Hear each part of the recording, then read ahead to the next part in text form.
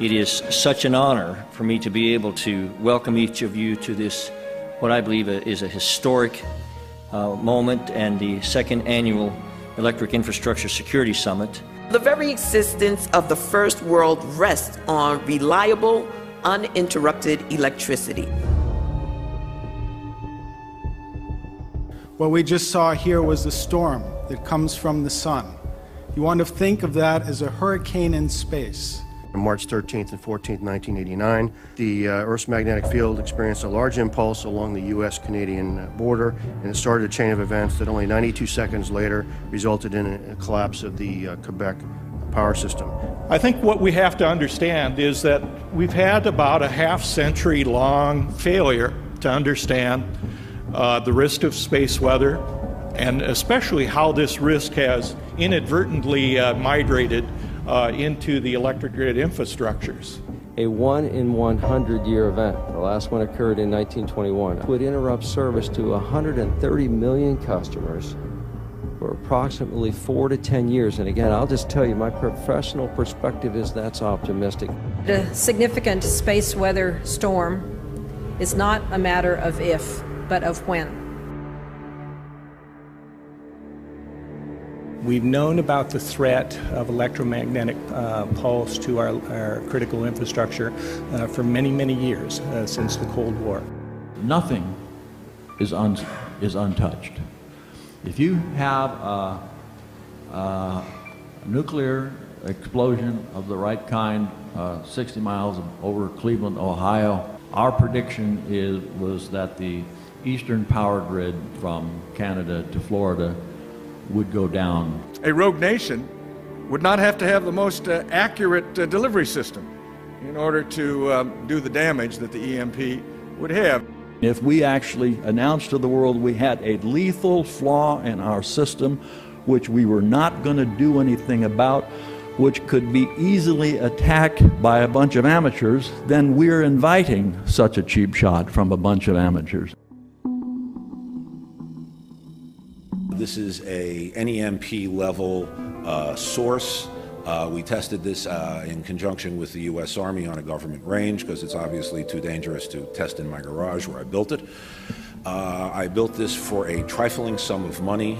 We understand that proliferation of nuclear materials and designs is a reality. Non-nuclear devices are even more readily available and growing really unchecked.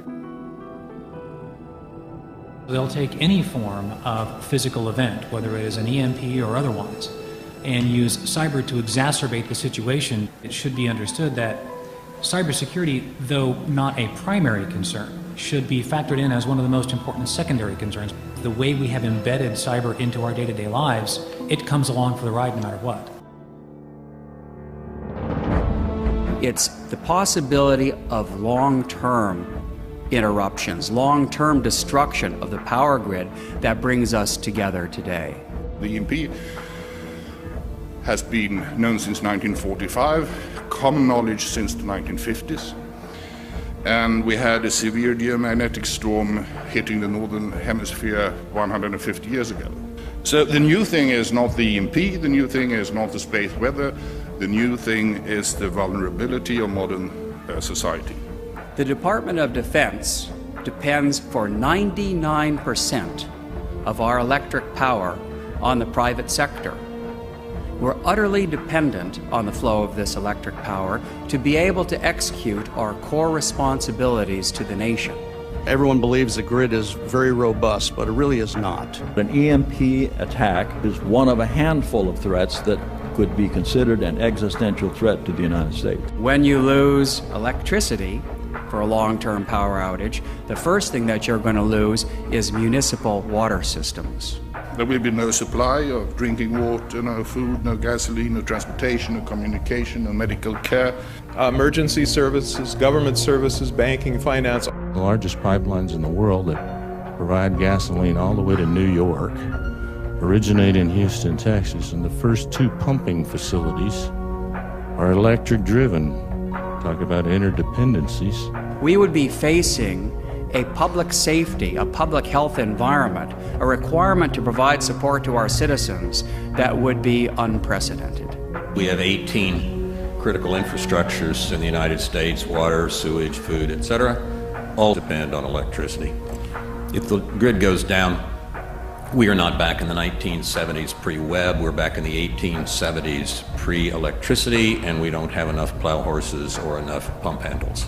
A major catastrophic EMP attack on the United States would cause an estimated 70 to 90% of the population of the United States to become unsustainable. It is almost, of course, impossible for any of us to wrap our minds around such a figure. The Subcommittee on Emerging Threats, Cybersecurity, and Science and Technology held a hearing on this topic. The witnesses told us, we, as a nation, have virtually no protection of our electric grid against electromagnetic threats. The extraordinary thing is that almost nobody knows about it. You know about it. The Iranian leadership knows about it. But if you go to any man in any street, in virtually any country in the world, a blank look will come across their faces, and it will be somebody else's department. The duties of the Commission were to assess the EMP threat to the United States. EMP is one of a small number of threats that could hold at risk the continued existence of U.S. civil society and can disrupt our military forces and our ability to project military power. Potential adversaries are quite aware of EMP as a strategic weapon, and we think that neither the military or civil structure is effectively dealing with the problem. FERC initiated a study with our good friends from DOE and DHS to evaluate the effects of EMP on the power grid. This has been studied several times before. There's been at least 8 inches of studies on this, just from the high-ranking commissions. There's always more you can study, but I think what we need to do is now figure out what's the no-regret strategy of the first thing we're going to do. If we can just sit and comfortably talk about how bad the problem is, there will be no disagreement. But I think it is time to talk about what is the right path and how do we begin working on this problem.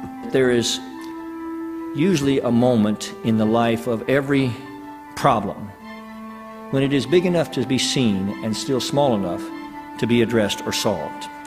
And you and I live in just such a moment. We know how to fix the problem. The Department of Defense spent 50 years developing technologies to protect against EMP. So the technology is not the problem. The security of the grid is a real concern to the Department of Defense. I think we can be a significant part of the solution. The industry is willing to do this. It's really a solvable problem. If I had a bottom line up front for this presentation, you mentioned earlier today on cooperative protocol, and that's what it is. There is a shared commitment amongst policymakers, amongst regulators, and amongst industry to understand this problem and do something about it. Government and private sector together must address this problem promptly. It will be very helpful if corporations have the confidence, hey, if I go forward, I will not have to start all over. There needs to be communication and a sense of commonality. We have a long tradition in our country of creating problem-solving partnerships between government and the private sector. It is what we'd like to call shared responsibility. Neither the public sector nor the private sector can do this on its own.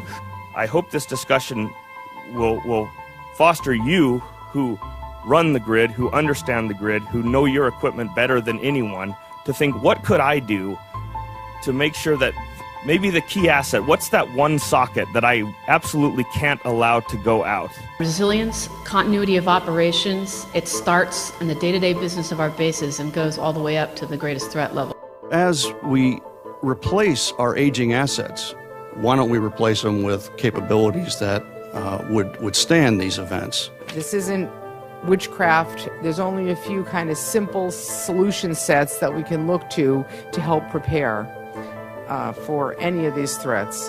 The first is equipment solutions. Secondly is human preparation. training, and third is supply chain preparation, getting more inventory. Let's move this forward right now. We don't have to wait for the legislation and the regulation to start implementing solutions. I thought those three points of Joe's were exactly right on. Tier and prioritize, define the right actions, and then develop the right kinds of cost recovery structures. I'd like to suggest that when we get together in London in March, everybody come prepared to talk about what they've done. For as little as $100 to $200 million, we could protect the 300 most important extremely high voltage transformers in the United States. How much risk are we willing to maintain in order to avoid applying that financial support? The Electric Infrastructure Summit process is a government/NGO framework for making progress on these problems. It is international. There are many nations represented here today, and the United States and Europe are interconnected in many ways, and we are economically highly interdependent. And I think that therefore we need to set ambitious goals for cooperation. This is a global problem. It affects global enterprises and organizations like IBM, and we are taking this very, very seriously. What we've got to do is to bring to the attention of the world what is potentially the greatest catastrophe to have hit the world for centuries. This is a threat, a risk, whether it's to our siblings, our nieces or nephews, that we want to make sure we can look them in the eye clearly. And the first purpose of any government or its leaders is to protect the lives and security of its citizens. The failure of this responsibility renders all others meaningless. Until this is a matter of common discussion in each of our countries, in the offices of those who deal with our electricity supplies, with our hospitals, with our water supply, with our financial transactions, with our transport systems, with our communication systems, we shall still have work to do.